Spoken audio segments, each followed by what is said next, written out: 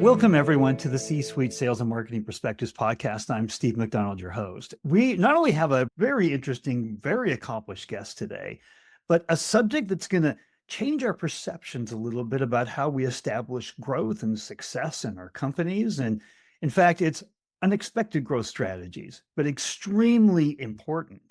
And so we have on today Stephanie Bunnell, and Stephanie is SVP of Marketing at Aki Technologies. But I want to give a little bit of award or clap to Stephanie because just last week you won 4 different awards, marketing awards. You are also a part of the Forbes Communication Council. You recently just had an article come out on your predictions of AI and how it impacts the business. Tell us a little bit more about these awards and what you're doing right now before we dive in and jump in here. I really appreciate that flattering introduction, Steve, and credit goes to my team for sure. I have an employee who is exceptional at this marketing skill of award nominations. She's won us this trophy shelf behind me. So credit goes to her. Her name's Alexandra Matthews. But yeah, I'm really honored to be recognized among top women in media, specifically on 3 different categories from Synopsis, which is data and research trend setting, social media groundbreaking, and tech leadership. And then really grateful to Path to Purchase too for honoring me among some of their top women of excellence for some business excellence. I'm in this line of work to shape novel media experiences that are celebrated both by the brands funding them and the consumers engaging with them. And it's just always incredible to have the industry celebrate that along with us. Fantastic.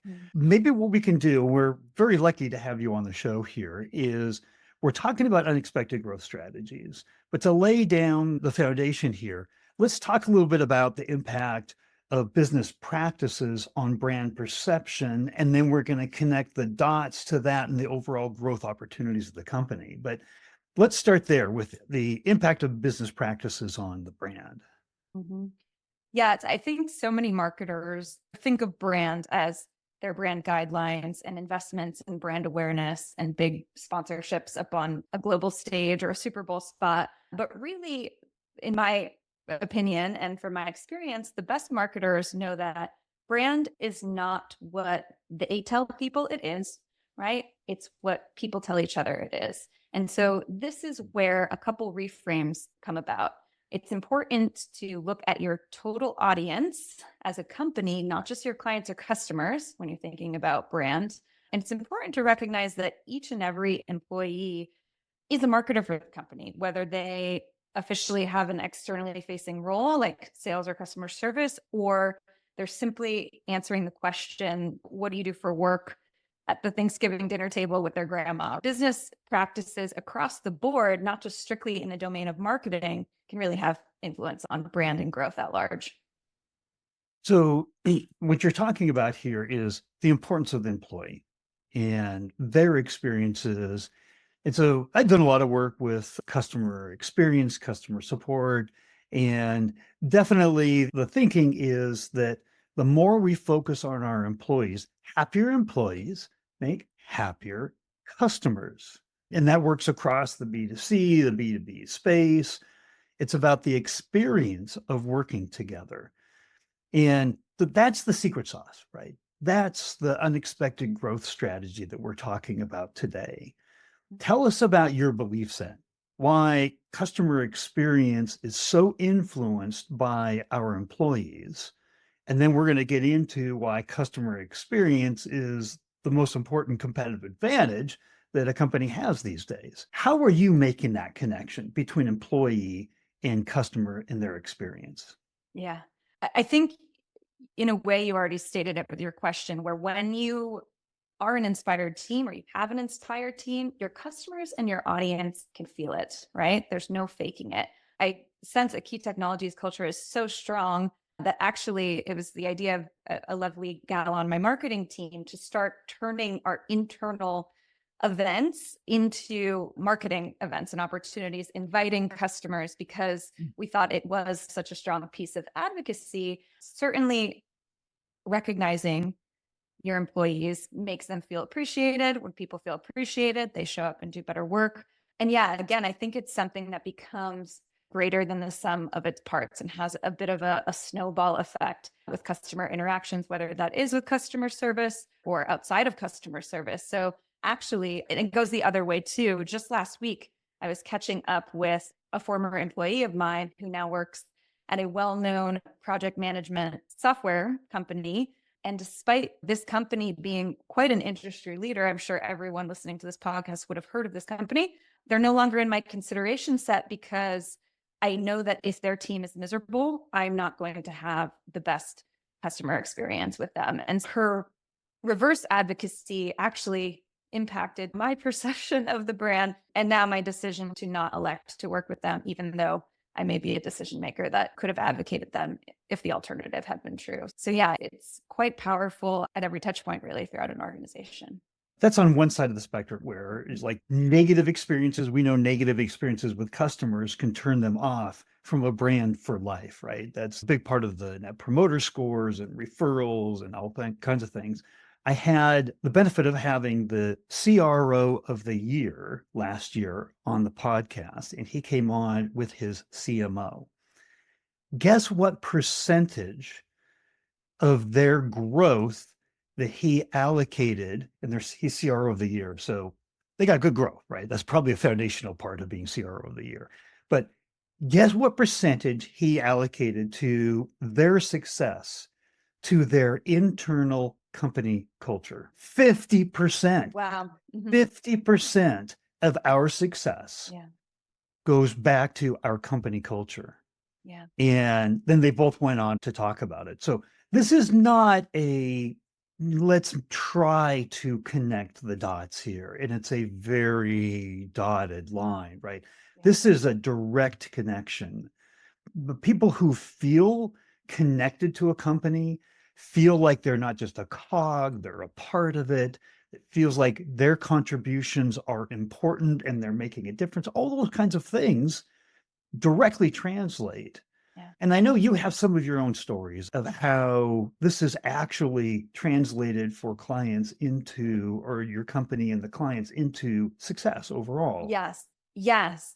It will. And it warms my heart that this is coming from the CRO because I do believe that leadership needs to be bought in. I've certainly worked for companies where leaders like this CRO you mentioned are advocating that this has tremendous impact on the business. And I work for companies that are always looking to cut costs and they don't see the correlation. And there's certainly the influence of leader decisions on a company's culture and brand perception is a real thing. And there's certainly specific areas that leaders can influence, which I'm happy to share thoughts on that after I share some of these examples. But yeah, so actually earlier this year, the very first example I can think of is we had a girl in my product marketing team come to me and say, "Hey, Steph, Hackathon has consistently been one of the best, most inspiring events year over year at our company. What if we open this up to a broader audience, specifically our advisory council and preferred clients?" And so we did. We had our council members come in and judge some of the hackathon projects. We also had VIP clients come in and executive sponsor certain projects. And as a success story, one of those products from the hackathon will be launching before the end of this month. And we were able to go back to the participants who were involved and go back to what they said. First of all, we can say XYZ brands helped us shape this new product, which doesn't yet have clients, but we already have their involvement and their advocacy.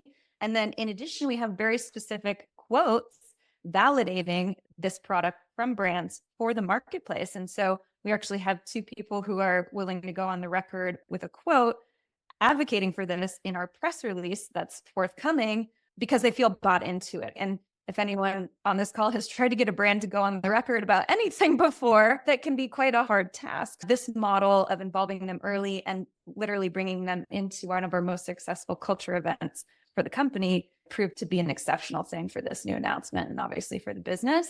So that's one example. And I certainly have a couple more if you want me to keep rolling. Yeah, I do, but I want to make a comment about Yes, that please. because so now we know why you win these awards and everything, right? Because not only did you take an internal company culture building, morale building event But you brought in outside clients and partners and things like that. So that's brilliant. But also what you did with it afterwards, right? Because they have their thumbprint on it, right? They're a part of it. And so you go on beyond and getting the testimonials and everything. That is that peer-to-peer validation. So your clients are the peers of the people who you're selling to.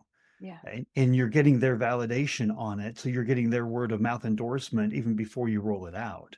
So what you did with it is fantastic. So I just wanted to accentuate that. Uh, But I would love to hear more. So please continue on. Yes, we're certainly celebrating that over here. Another example, a quick disclaimer. So back to my point about leadership really needing to be bought in and being partners with this, evangelizing this school of thought. I recall, so my former president of Aki was very adamant that offsites were one of our most worthy investments. So specifically getting the team together to break bread, to celebrate. He was a crazy Spaniard. I don't think he would hold it against me if I say that on the record. I think he'd be proud of it. But at one such offsite, he got the entire restaurant singing Feliz Navidad. It was the middle of July. Okay. And it wasn't just a private restaurant. It was open to the public. So we had our employees, but he got the whole restaurant, all the guests singing this Feliz Navidad in the middle of July. I don't know why, but I digress. This memory ended up becoming core to an initiative we now call Holidays in July. We do it every year. And in media, the buying for a holiday time period really happens like 3 to 6 months on average in advance as a clever way to break through the clutter, not just give our holiday gifts to clients in Q4 around the holiday time when they're receiving everyone's holiday gifts. We now give our clients their holiday gifts in July. We always retell the story of Alvaro singing Feliz Navidad. We say this is core to our culture. We celebrate holidays in July. Here you go. And coincidentally, we are now top of mind for holiday planning in this key kind of buy period. It's certainly a Q4 revenue influence just to have that top of mindedness, but that was totally inspired by a positive culture experience as well. Yeah. Oh, fantastic. It's what you're doing with these positive company culture experiences that are building morale and then how you're utilizing those. Okay, so I'm dying. What's the next one? We got to hear. So the next one is most recent. So we actually had a farewell party for a senior leader. It was a surprise party, and we invited not only press, but we invited our advisory council members as well to come and send him off. He had founded our advisory council. Our advisory council is essentially a group of clients and prospects who give us feedback on our products and materials in exchange for career development opportunities. I was like, okay, they know this individual. Let's give them an opportunity to send him off as well. And I'm just so proud because as I was looking at the roster of people who are flying in here to the Bay Area to attend this, the person who flew the farthest was not an employee, was not a press person coming to cover it. It was a client from someone from the advisory council. And when they came and I gave her a big hug, I was like, you flew all this way. Your time is so valuable. Thank you. She goes, of course I would come. He's done so much for my career. I couldn't miss it, right? And so this is something that would historically just be a team event, right? At a traditional company. But because we have expanded ourselves and really invested in our clients' careers through this council, she was in on the family. It was a very familial send-off event, and she was a part of it. So that's my last example that I'll share of how this culture and client marketing benefit can just be symbiotic and self-fueling. Yeah. We constantly strive to not be vendors, but partners with our clients. And you're taking it to the next level where they feel like a part of the family, where they feel a connection and a relationship that kind of just, it even just transcends the transactional nature of a company client relationship and brings all kinds of other feelings into that because we know, even in a B2B environment, right, how somebody feels about us, the emotions, the way we reduce risk, and the way that they can trust and rely on us. And that, by bringing them into the family, there's a familial level of trust, right? And that's so important in all the relationships. Fantastic. I hope people were taking notes on that. Thank you. It's not only the relationship and building it, but there's significant business building opportunities here too. One of the things that every company should have is a goal of increasing revenue by somewhere between 30 or 40% from existing clients. Right? We're so focused lots of time on new logo development, but if 30, 40% of our new revenue is going to be from existing clients, then we better work on that relationship, which is what you've been talking about here. Tell us a little bit about employee morale and kind of service excellence in client retention and client expansion and how you think that connection works. Back to the advisory council for a moment. I think one of the most powerful tools that I've found, whether it's through advisory council interactions or, as you're stating, more of these customer excellence, customer service interactions, there's a real power in asking for advice. Mm. So Mm. there's something, especially in a B2B kind of sale transactionary world that I sit in, to flip the script and to not be pitching and not be upselling, and instead to ask for feedback or advice. There's actually a saying that I use with my team at nauseam, which is, if you ask for money, you get advice. If you ask for advice, you get money. There's something I love that. it's worth letting that sink in for a second. But one of the fastest ways to growth and retention among that cohort that you were just referencing, I do think, is just opening up the dialogue of saying, hey, any feedback on this latest campaign? Any feedback on this product? Is there anything you need from us?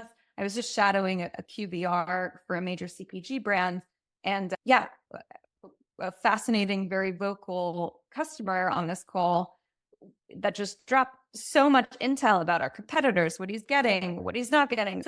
And my takeaway from that, I was like, oh my gosh, I need a follow-up call with this guy. And my current boss was like, oh yeah, include the seller. And I'm like, actually, no, that's going to break the model here. I just want to listen, and I just want to let him be an expert, and then take that input and have him feel like he's having an impact on what our offering is and how we're showing up. And in that way, he gets to feel good as an expert. He feels like he's investing in us in a new and different way without being solicited. That's been a very, very powerful tactic for us. And he's going to be much more apt to spend even more money with you if he felt like he had a part. That advice is part of molding the offerings that you provide, right? So instead of just selling, here's our package A, here's our package B, what do you think? He actually had a role to play in that and bringing them on behind the scenes. And I love that. And by the way, and I did write down, so people probably saw me looking down, ask for money and get advice, ask for advice and get money. That's brilliant. It's highly quotable. Yeah. It is. It is.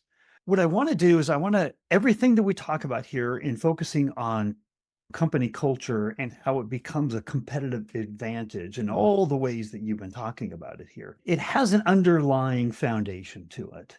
Everything we do, so applying company culture to our success, marketing to our success, sales strategies to our success, we have to have a very deep understanding of our ideal customer profile and who that is.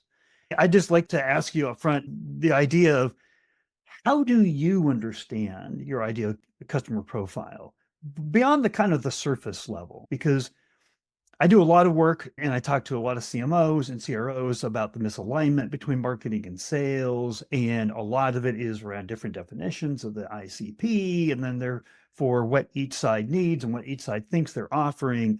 So this is a big deal, a very big deal. How do you start to understand and really get deep knowledge on your ICP?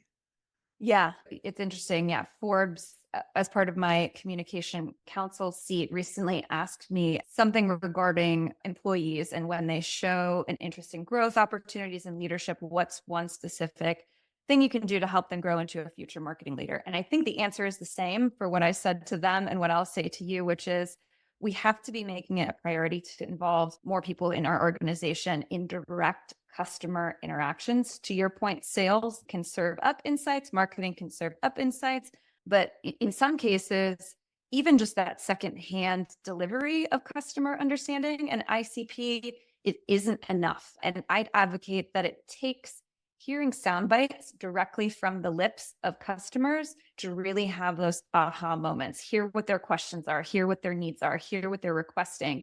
I'm all for a written customer persona that helps align the organization with what their needs are, but can't beat the richness of overhearing a real client interaction or interacting with a client yourself. So I'm a big advocate for scaling those opportunities and those direct customer testimonials really across a broader organization. Yeah, sales feedback isn't enough. We really need to hear straight from our customer early and often. I love that, but here's what I'm going to say. How do you do that? Yeah. Yeah. Right? Because that is a fantastic goal. Mhm. Most companies do not do that. We're always so busy. I've never talked to anybody, a CRO, a CMO, a CEO. Oh, my staff has so much time to do the right things that we're going to start doing X, Y, and Z. We're going to dig deeper here. In actuality, how do you get that Yeah. direct feedback? So back to the advisory council that we maintain for a second, which is a priority that we invest in. Leadership really has to be bought in, and there's a line item against it. But part of this reciprocal advisory board benefit is that we have recorded product feedback calls. They're sometimes quarterly, sometimes they happen just once each half. But on these calls, usually me or one of my counterparts is hosting, and they're always recorded. So we can then take those calls and syndicate the actual recordings to the organization. So that's one way that we scale this direct customer feedback. And then we also find ways to host client events at our office, which we have a beautiful office in New York. And this enables clients to come in for some type of perk event, whether it's like personalizing your professional style or coming in for the hackathon judging. And then this creates more organic relationships and interactions between our clients who are coming on site. There's an amazing stat, and I'm going to botch it, but there's some extraordinary exponent of if a customer comes on site, they're X% more willing to or more likely to do business with you. I wish I could remember it offhand, but maybe folks can Google it or we can leave it in the podcast notes. But yeah, I think finding those opportunities to facilitate organic customer interactions by having them on site, it is another means of making that tangible, making it a reality. Mm-hmm. Very good ideas. In fact, so many good ideas here. I want to know what you're the most proud of. You've accomplished so much in your career here, right? And really interesting ideas here. When you look back and you think, here's what I'm proud of that we've been able to accomplish, right? What would that be? So this reminds me of a question my boss asked me once. It was like a performance situation. He's, what do you want? And I was like, I just want novelty. Like, I love shaping new media experiences. When I look back, it's the things that we were able to bring to market first for a client or things that totally revolutionized future media products that really stand out for me. Obviously, I'm very honored by this top women in media validation I just got last week, but there's the accolades and then there's the product launches, right? All of it makes me proud, but it's my people, right? I'm most proud of my people and what we achieve as a team at the end of the day in this spirit of innovation. We are only as good as the team that we have and that we are on. There's no doubt about that. Stephanie, we've talked about a lot here, especially in marketing. There's only so much we can retain up here in the noggin. What's the most important takeaway that you want people to have as a result of listening to or watching this podcast? Yeah. I think the deep philosophy, I like every marketer and every senior leader, honestly, who's determining priorities for a company. If there's one thing I want us to embody and collectively agree upon, it's this sentiment that a brand is not what we tell people it is. It's what people tell each other it is. And when that is internalized, it opens up this whole new way of thinking. And the fact that marketing isn't just, again, a Super Bowl spot, it totally is the reframe that I believe we need to scale our impact as marketers and have the competitive advantage we've been talking about. Fantastic. I do want to ask you one more question. What haven't we talked about? What haven't we covered that you want to make sure is a part of what we record on this podcast for Yeah. your peers to understand and know. I think all of our jobs as marketers become easier when we have alignment with our senior leaders. And it's a tale as old as time that like the marketer and the CFO don't always see eye to eye necessarily. That's the stigma anyway. And so I think a message to leadership is assuming that leaders, you are bought in to all of this. I think there's a couple other tangible ways that it goes from being a philosophy into being a way of being as an organization. We talked about the regular team building and the offsites and the Feliz Navidad example. Yeah. I'd say a couple other, having been an executive and contributing to this conversation frequently, a couple other things that I would say is that another thing that's really important is goal setting systems to make sure that your goal setting system leaves room for people to be inspired and to exceed your expectations. I'm all for OKRs and stretch goals, right? Sometimes leaders have a tendency to want to grip and grapple a little bit too much with the plan, and it doesn't allow for the room and the space we need, at least as marketers and in media, to adapt to what's happening in real time. So I'd also advocate for ensuring the goal setting system is right to support this kind of a culture that will have brand benefit. And then also incentives programs. There's been situations where I can be doing my job expertly as a marketer. And if sales, as an example, is incentivized the wrong way, right? Show me the incentive and I'll show you the outcome. It's going to break down and it's not going to work. I look to the leadership team to ensure that incentives are aligned with the objectives of the business and aligned in a way that will allow for this culture and marketing success. I get to ask you the questions, right? But there's going to be people on here that are like, oh, I want to hear this from Stephanie. If there are people that do have questions after this, would it be appropriate that I maybe gave a link to your LinkedIn profile that they could reach out to you? Please, I live on LinkedIn. I'm on LinkedIn all hours of the day. I welcome this conversation, brainstorms, thought sharing anytime. Just shoot me a DM and I'm available to you. Fantastic. Stephanie, thank you for coming on and sharing all of these insights, all these perspectives. If we all do that and we help each other, then that is the rising tide that lifts all boats. Yeah. So I appreciate you coming on and doing that for us today. Appreciate you, Steve. Always inspired by our chats.